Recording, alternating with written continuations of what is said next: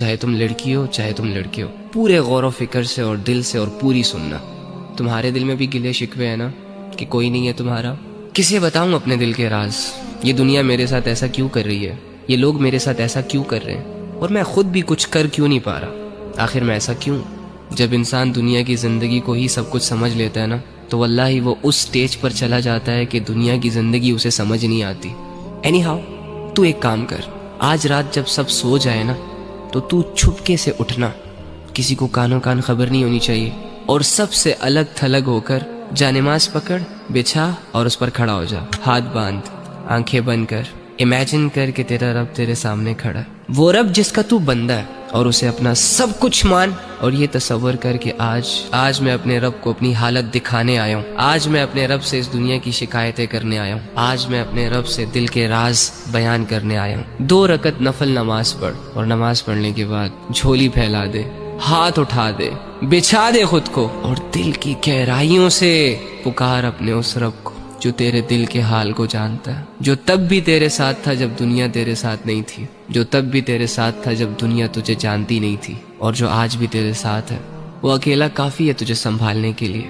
اگر تو گر چکا ہے تو وہی تجھے اٹھا سکتا ہے۔ اس یقین، اس امید، اس تصور کے ساتھ اپنا حال دل اپنے رب کو سنا۔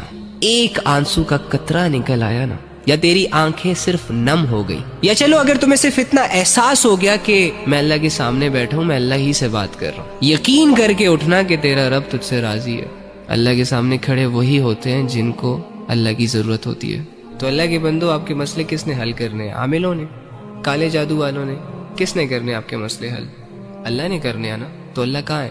ایکچولی میں آئی ڈونٹ نو وائی ہمارا یہ مائنڈ سیٹ بنا ہوا ہے کہ اللہ کچھ اسپیسیفک جگہوں میں پایا جاتا ہے، اور اللہ رب العزت کی جو مغفرت کے فیصلے ہوتے ہیں وہ نیک لوگوں کے لیے ہوتے ہیں، یا اللہ رب العزت جن لوگوں کی دعائیں قبول کرتا ہے وہ بہت نیک ہوتے ہیں، لمبے لمبے سجدے اور پاک صاف رہنے والے ہوتے ہیں۔ ہاں ٹھیک ہے، ان کا اپنا درجہ ہے، لیکن اس کا یہ مطلب بھی تو نہیں ہے نا کہ ایک عام انسان اللہ تک پہنچ نہ سکے، ایک عام انسان اپنے دل کی بات اللہ کو نہ کہہ سکے اور اللہ رب العزت کو اپنی طرف متوجہ نہ کر سکے۔ وہ کہتے ہیں کہ کوئی کعبے سے خالی ہاتھ لوٹ آیا تو کوئی گھر بیٹھے خدا کو پا گیا۔